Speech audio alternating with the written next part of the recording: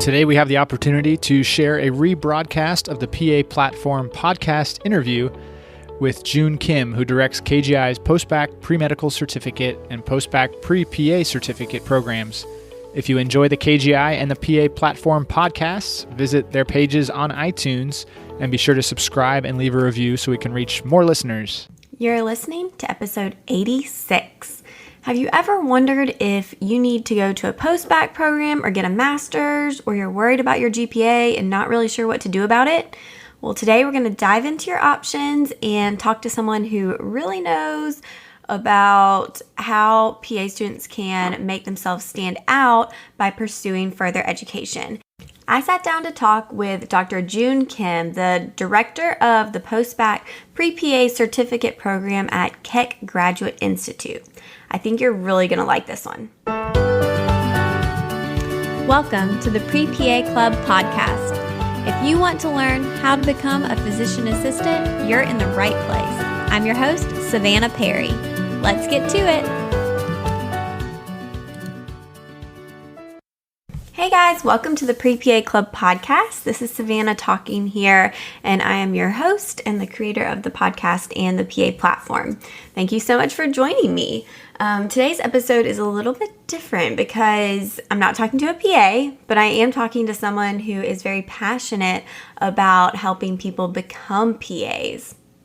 So I was able to connect with Dr. Joon Kim, and so he is the director and also an instructor at the Keck Graduate Institute in Claremont, California.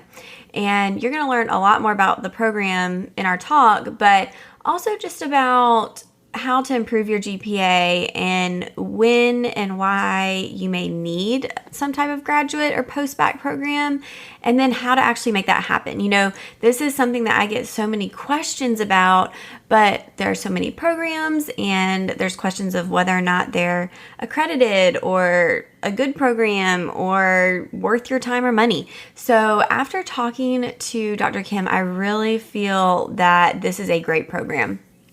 They keep it small. There is not just classroom time, which I didn't know was part of a post-bac program. So it is full-time, but you'll learn this. But there is classroom time, and then there's also just exploring the profession and learning more about the PA profession with field trips, as he says, and getting experience as part of the program. So I think that's really, really cool. But take some time. I think you're going to enjoy it, and we'll just jump into our interview. Let's go. Side note, also, if you are interested in more information, all the links and info will be in the description of the episode. So just check that out if you're looking for more info. Sure. My name is Joon Kim. I'm the director of the Post-Baccalaureate Pre-Medical and Pre-PA programs at the Keck Graduate Institute. I've been here at KGI since 2011. And serving as the first program director. I've had a lot of fun in creating these programs from scratch. And so a little bit about these programs is that they're what's known as an academic enhancer post-bac program, which, as the name suggests, just means that students have an opportunity to improve upon their academic records. Myself, I'm not a healthcare professional. I actually started off many, many years ago as a pre-med student. Although I didn't take the path of medicine as my profession of choice, I chose education. And so fun fact is that I've taught elementary school, middle school, high school, undergrad, and now graduate students. So I love education. Been doing it since, 1999. So 20 years of being in education and loving every minute of it. Which grade or level has been your favorite?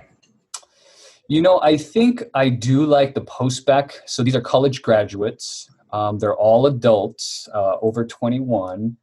And I think that I really like that sort of age group because I feel like there's a lot more examples, analogies, and references that I can use. I like to use many of these sort of references when I'm teaching. And so having older learners allows me to use and draw from a lot more examples. Okay. Have any of your students followed you all the way through? The longest period of collaborating with the student is I have worked with 2 undergraduate students when I was working at USC, University of Southern California. They arrived here at KGI to do their post-baccalaureate work, and so it would be about 7 to 8 years collaborating with these students. But no elementary students has, at least that I'm aware of. Haven't shown up yet. No. Wow. Okay. So what's funny is when I was in PA school, I had this envisionment of myself going back and teaching PA school. Yeah. Like I loved that aspect of my PA school had kind of a cool rotation where we were TAs, and for a month we were at the school doing lectures, helping write tests and grade tests. I mean, getting kind of to be hands-on in the teaching aspect. So I guess I've kind of gone a different route with teaching, but I could see where, like, once you see yourself in that arena, it's a nice little area. Absolutely. And I think you're absolutely right in terms of you're able to be a teacher when you're in healthcare. Sure. Certainly, hopefully, are not just disseminating information to your patients, but you really are bringing them in and educating them. Yeah, that's the goal. All right. So you've been in education. So just give us a short little, what is Keck Graduate Institute, or KGI, like you said? Yep. Yeah. So the Keck Graduate Institute, well, first off, frequently gets confused with Keck USC. Okay. I was curious about that. So Yep. clarify. Yep. The Keck Foundation, the WM Keck Foundation, is a very generous organization that has contributed to many different important causes. And obviously our school's founding is one of them. But instead of affiliations to USC, the Keck Graduate Institute is affiliated with the Claremont Consortium of Colleges. So these are colleges all located in a small city of Claremont, which is about 35 miles east of downtown Los Angeles. Some people are more familiar with the undergraduate colleges like Harvey Mudd College, Pomona College, Scripps College, which is an all-women's college. We have Claremont McKenna College and Pitzer College. Those would be our 5 undergraduate colleges. And then there's 2 graduate schools, the Claremont Graduate University, and then, of course, KGI being the 7th and newest school to the consortium. And all of these schools are sort of part of the same family, if you will. We have a shared library and other campus resources like the Student Counseling Center and so forth. But all 7 are independent schools with separate presidents and separate sort of policies and treasury and so forth. But it is a unique model, and it's not unique just to the Claremont consortium. I believe there are other consortiums throughout the country, one in the Boston area.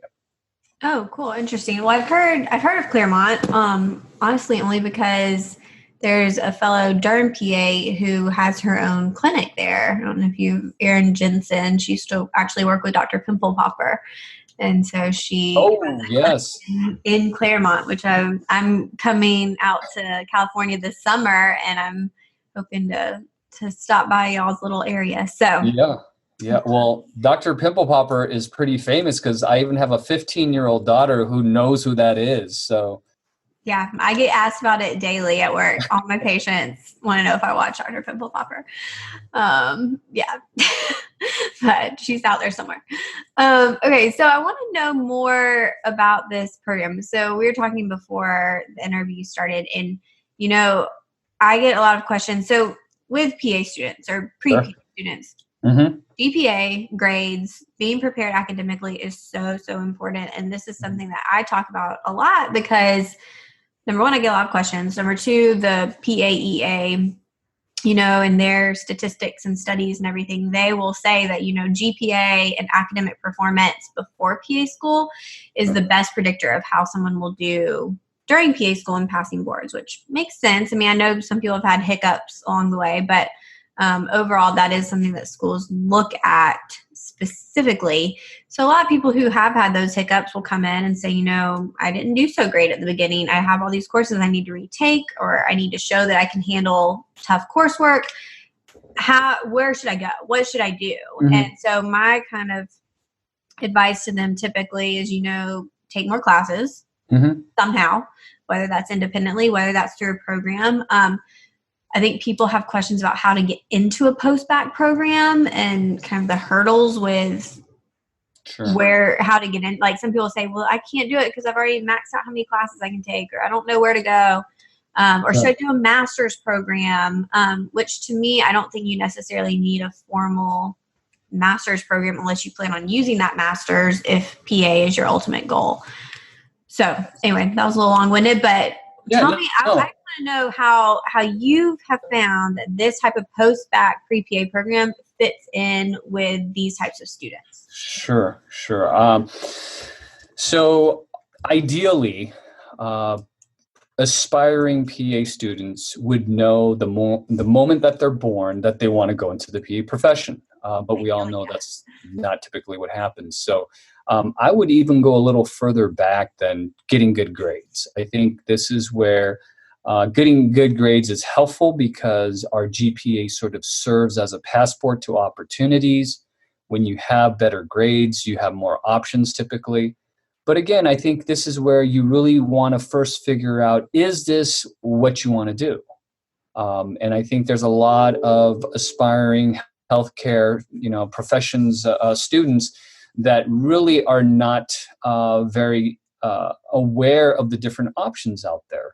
I mean, even watching a nurse practitioner and physician assistant discuss their careers and professions, I mean, they're struggling to clearly define sort of, what each can and cannot do. And so there's certainly some overlap, and it does get into a fuzzy area. But going back in terms of preparation, I think it's absolutely critical, and I'm sure, Savannah, you share this with everyone you come across who's interested in the profession, that they should shadow or at least, look into learning more about the profession. So we're going to assume that an individual knows that the PA is the path for them. And obviously, depending on when they sort of discover that, they can then focus on their studies. In this case, all the prerequisites, as you and I both know, for the CASPA, which is the application system used by many PA programs, really, really want to do well, particularly in those prerequisite courses. Obviously, we want students to do well in all the courses, but really particularly those prerequisite courses, which would be classes like biology and chemistry, human anatomy and human physiology. So getting good grades is important, but so is clinical experience. Probably the number one reason students are not admitted into programs is due to a lack of clinical experience. But what's also interesting, though, is there are certain programs out there where you don't need thousands and thousands of hours of experience to be admitted. And so it really is difficult trying to figure out, what's the best way to go. Well, if I had to simplify and make a short laundry list, I would say number one is to gain the experience exposure to figure out if indeed PA is the path to go. Then you would select a school or a program where you would take these prerequisite classes and get the best grades possible. But on top of that, you sort of need to figure out your motivation for why. I mean, this is where it does vary. There isn't a right answer or a wrong answer. It really comes down to what are your personal goals. And these programs have very limited spots, and they really want students to persist and finish. And so what we find is that students typically don't drop out because they're not able to handle the academics. It's an issue of maybe personal challenges or just a lack of understanding for the profession. And so there's a insufficient amount of motivation to help them get all the way through to the end. So really, you want to get good grades and so forth. But again, what happens if you don't get those good grades?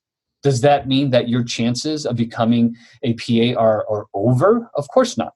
One of the great things about America is we have so many opportunities. And so if you don't get in on the first try, you just, try it again. If you don't get it on the second try again.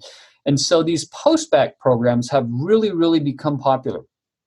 And as the name suggests, post-bac just means that it's coursework done after graduating with your bachelor's degree. And so these post-baccalaureate programs are just merely programs that consist of coursework. And then also there might be some co-curricular activities. It is a structured sort of a program that has different components. As we briefly mentioned, there are students who can just take sort of an a la carte do-it-yourself approach, which just basically means that you would take the courses that you need, or maybe courses that you didn't do very well, maybe you got a C in, you would want to retake. And again, the thing that makes admission so challenging is it's not a recipe. There isn't a cookbook recipe that'll lead to success. But there's certainly, think of it as almost a list of ingredients that you would need. But you're not told exactly how much of each ingredient you need, and that's unique to each individual. So certainly a lot of different students have taken different paths to get there. So post-baccalaureate programs really are available to help two sort of general groups of students. We have what's known as career changers. So these would be students who studied sociology, English, something outside of the sciences. Sometimes students get confused with major. You don't have to be a science major. You can actually be a humanities major. As long as you have the science prerequisites completed, you are qualified to apply to PA programs. So if you are studying towards a baccalaureate degree, you can choose a science major. You don't have to, but again, you will want to take those science prerequisites. And some of those students who did not take those science prerequisites, and maybe they have been a teacher, a social worker, in marketing, maybe working for a company, those students have their bachelor's, but they don't have the prerequisites completed. So those types of students would be looking for what's called a career post-bac program. And these programs would offer the biology, chemistry, and so forth coursework that many PA programs require. So students can go online, and basically if you can Google AAMC post-baccalaureate programs, they will find a database that they can use to search by state, by the type of program, which in this case we're talking about a career changer post-bac program, public, private, population size. I mean, it's a really nice database that they can use, and use that to help find a career changer post-bac program. Now, I mentioned KGI. Our program is an academic enhancer. So that just means that students that are interested in pursuing PA in our program, they've already taken all the prerequisites. They've taken all of them, but their grades maybe aren't quite competitive. And we know that, again, if you don't get in on your first try, or if your academic qualifications are less than competitive, that doesn't mean you have to give up your dreams of becoming a PA. It just means that you have to spend some time rebuilding your academic reputation, if you will. So career changer programs help students take the necessary prerequisite courses. Academic enrichment or enhancer post-bac programs help students improve their academic record to become competitive for admission into PA programs. Okay, I didn't know there was ever a difference, or that's something really helpful. And I'll link to that search website in the description so everyone can find that. Yeah, it's a really great, one thing I will mention though is that, post-bac programs, they fall under those two broad general categories of a career changer and academic enhancer. Just be very, aware that some of these programs, they could be called a fill in the blank, any health professions, whether it's OT, PT, PA, really what they are referring to is a career changer. And so rather than looking at just the name or the title, what you want to do is look at the coursework that's required of the program. So if you look at the curriculum and it requires biology, chemistry, statistics, and anatomy, physiology, then you know that's a career changer.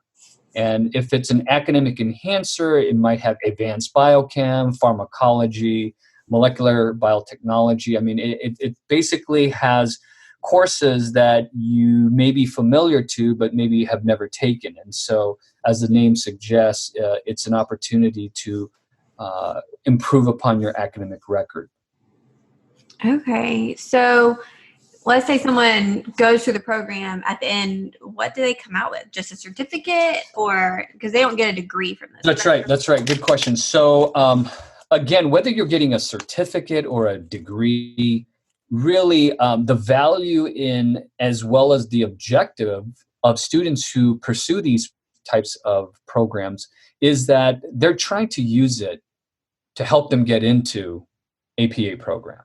Mm-hmm. And so it really is a means to an end. However, there are some students who, for whatever reason, wish to do a degree. We do have some students who will earn a master's degree before moving on to medical school or before moving on to PA programs. We've even had some students go on to PhD.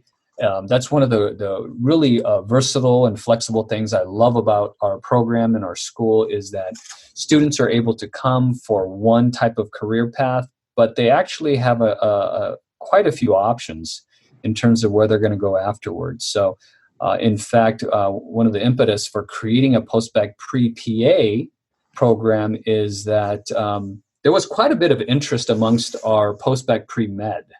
So our post-bac pre-med program has been around since 2010, okay. And our post-bac pre-PA just started this past academic year. So I think the PA profession is becoming widely more known.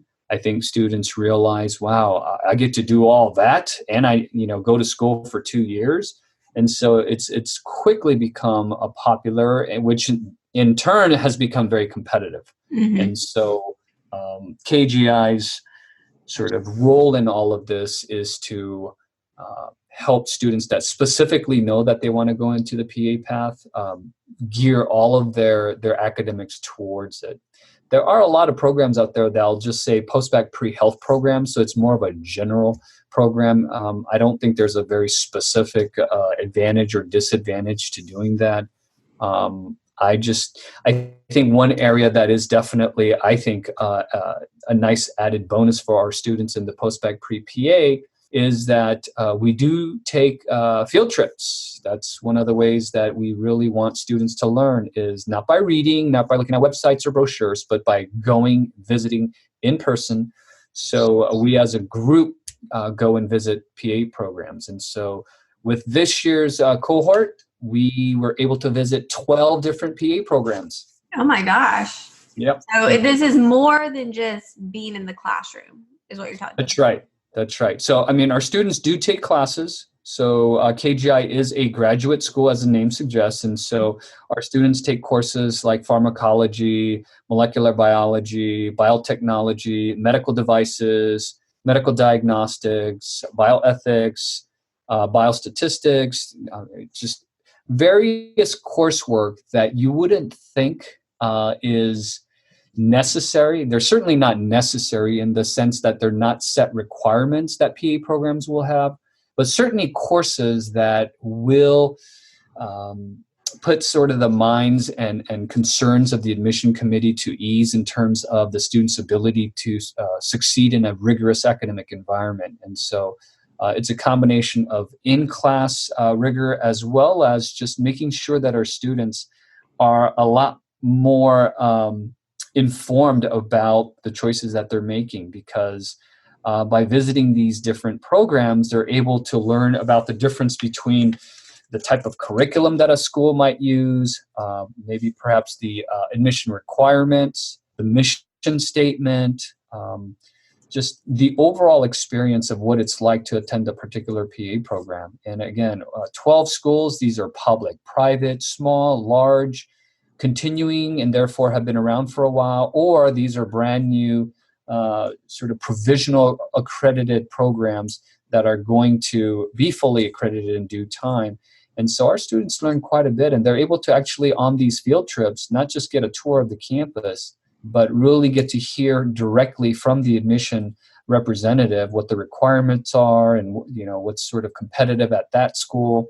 And also an opportunity to meet with current students within that program, which is really, really helpful. So these are what sort of is the benefit of being in a formal, structured post-bac program. Because remember, we talked about the do-it-yourself, where you basically find local schools and just start taking classes on your own. So you wouldn't have access to these types of co-curriculars.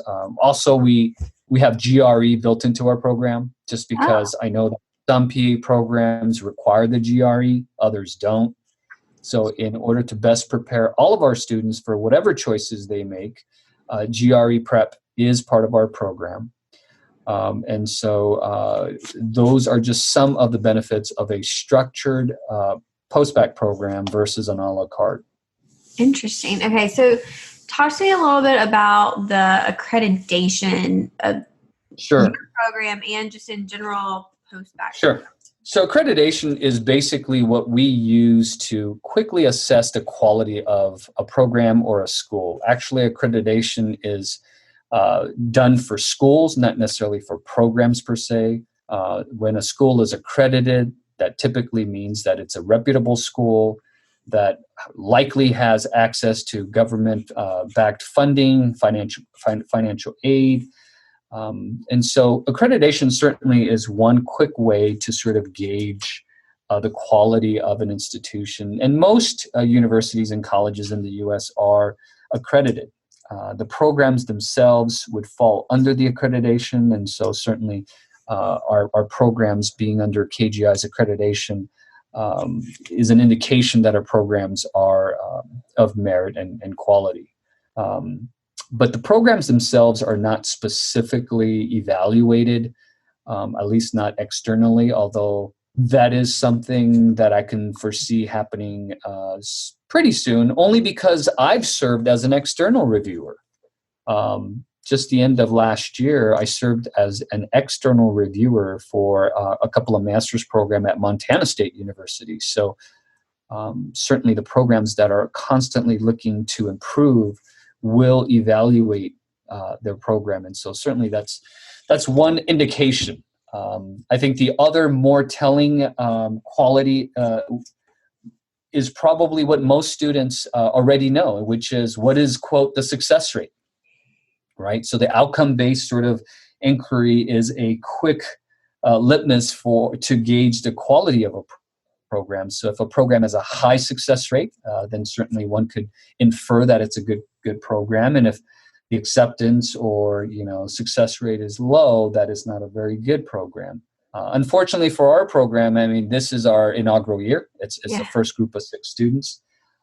Sometimes I joke that we only had 1 student. So if he or she got in, we would have 100% success rate. So you just really got to look beyond just the numbers. And again, I'm proud of our program because it specifically is geared towards students who are interested in PA, not because they couldn't get into med school. In fact, these days, it seems that if you can't get into PA school, you got to settle for med school, given how competitive and the admission numbers look. So, but yeah. So you said you have 6 students in this first cohort. Will in the future, y'all start in the fall with the new one, the new Correct. cohort, right? Correct. So is there a cap or a certain number of students? Yeah, certainly. We can't take 4,000. I mean, but in terms of cap, I mean, I would say we're looking at roughly anywhere from 10 to 15. Okay, nice little small group.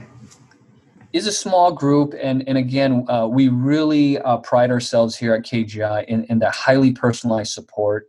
I think that's one of those factors that seems to make a huge difference for students. It's not so much their innate ability as much as individuals' sort of environment of support and guidance. And so here at KGI, we have right now, currently, 55 post-bac pre-meds, and then 6 post-bac pre-PA. And so each and every single one of those students has access to advising both online, in person. And again, you have to remember that KGI, we are just under 500 students total across multiple programs. And so the level of support and interaction for our students is great. I mean, this is, again, we spend a lot of time together. There's a very strong, cohesive collegiality.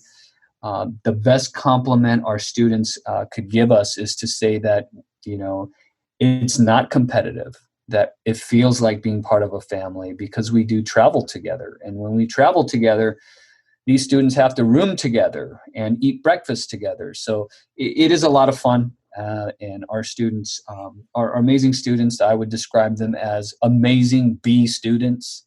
And so admissions being very competitive these days, being an amazing B student seems to fall a little short.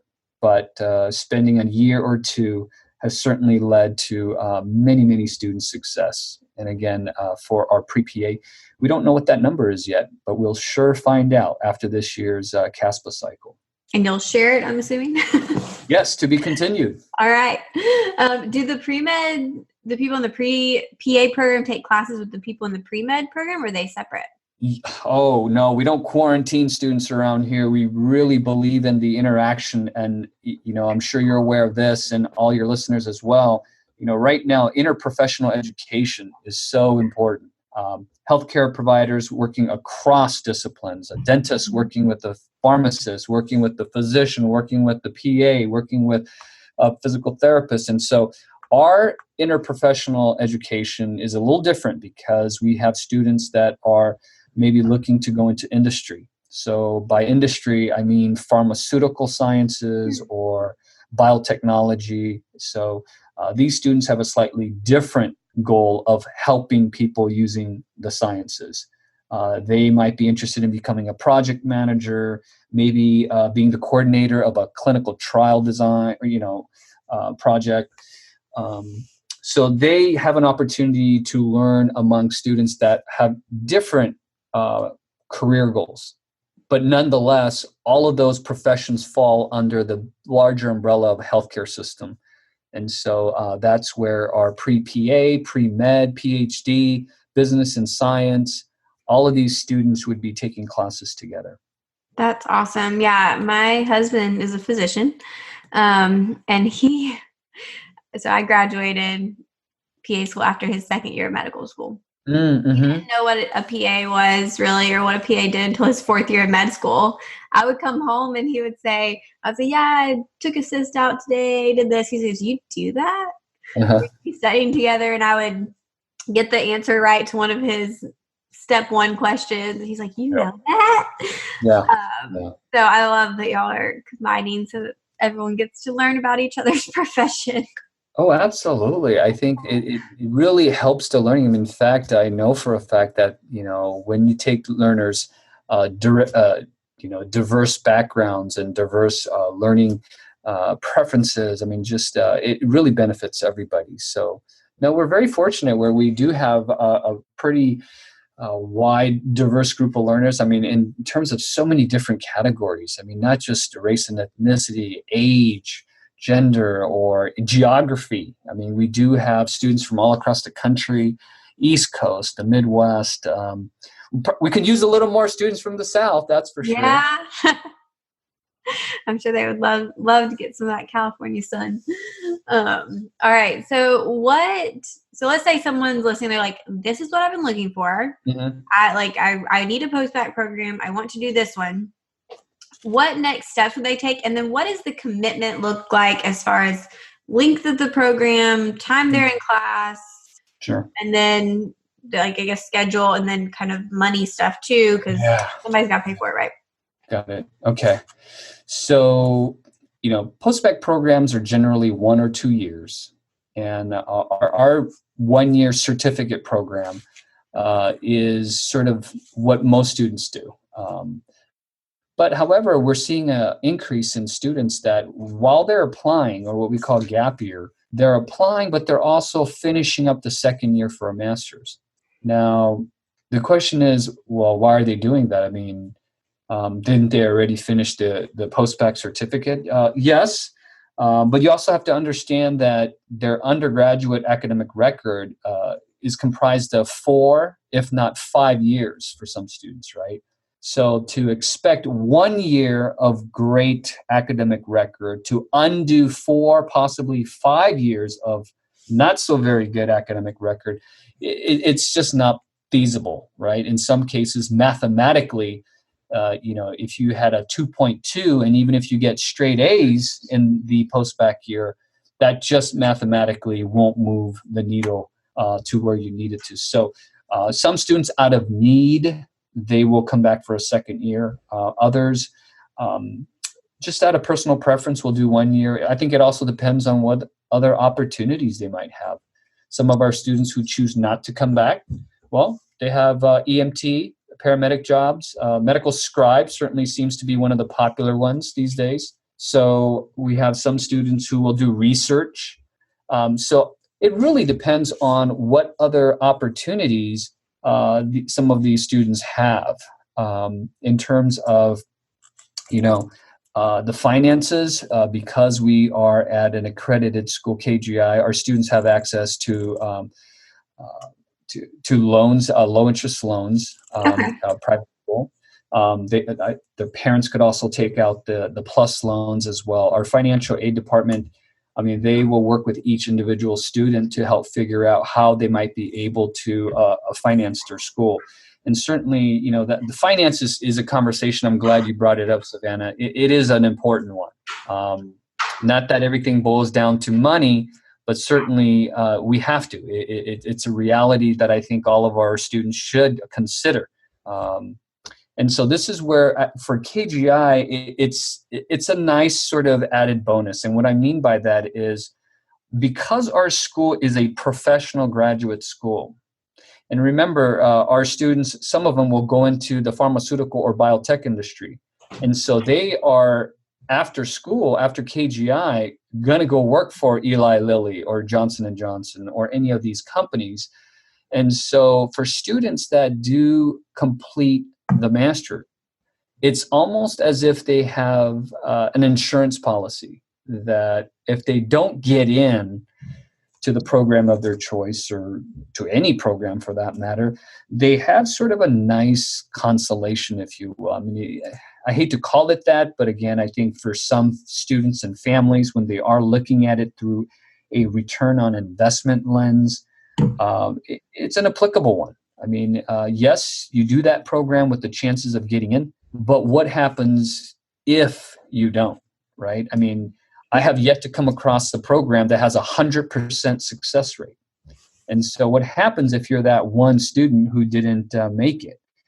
You're going to find yourself more debt if you took out more loans, and then you'll have more transcripts. Okay, so you have more grades, but really, what else do you have? And so for our students, it's a nice little insurance that if they apply and they don't get in, that they're able to go find a very lucrative job that's going to allow them to start paying back their loans, not just their graduate loans, but their undergraduate loans as well. So it is a traditional academic calendar, meaning that school starts in August and is finished in May. And we are on KGI is on a very interesting hybrid model. We have both a semester and a quarter system. So some classes are 15 weeks long and other classes are 8 weeks long. And so that allows our students to take many more classes than being in a traditional semester academic calendar. Nice. Okay, so when they're in class, is that an all-day thing or every day week? Or? Yeah, so in terms of the schedule of classes, I think most undergrad students know that classes are either Monday, Wednesday, Friday, or you have Tuesday, Thursday, or if you have a science Monday, Wednesday, Friday, the lab is on Tuesday or Thursday. That's a pretty common schedule design. For our students being in graduate school, our classes really run Monday, Tuesday, Wednesday, Thursday. Okay. And before everyone gets excited, Friday does not mean, it's fun day and you just transition right into the weekend. In fact, our students are extremely busy Friday, Saturday, Sunday, because many of them are doing extracurricular activities like clinical work. They might be working.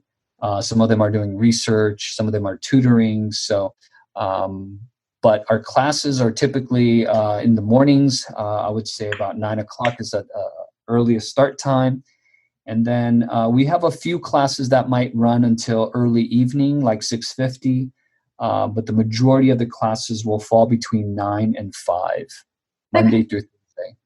Cool. All right. Well, that sounds somewhat similar to PA school, actually. So, all right. So I think you've given us a good, just kind of background on KGI specifically, but then also just post-backs in general, and I appreciate that. Thank you so much for taking your time, which I know you're probably super busy running these programs, to share all of that.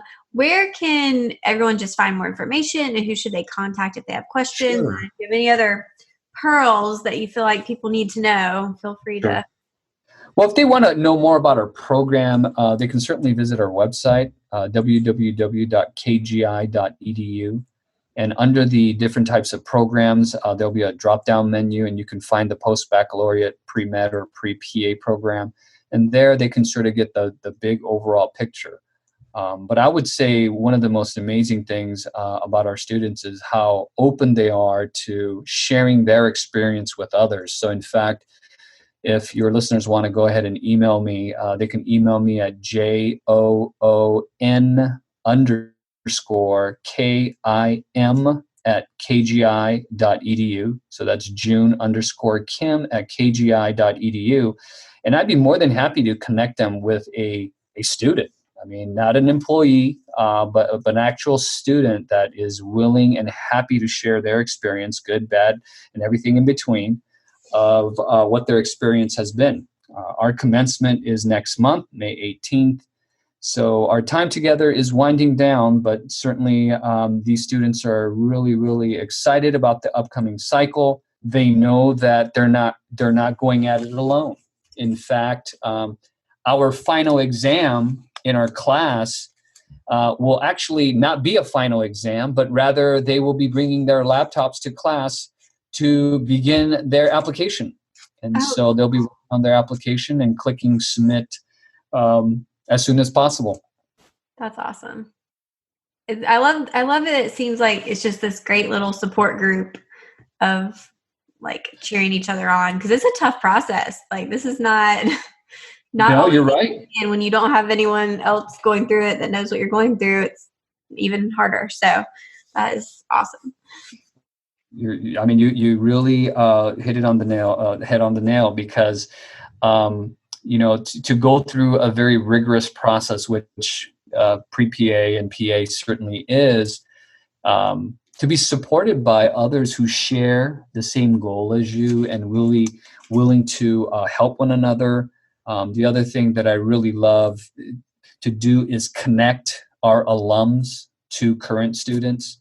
So again, our pre-PA post-bac program is new, but that doesn't mean we have alums that aren't PAs today. In fact, there's 2 PA post-bac pre-meds who actually are PAs today now.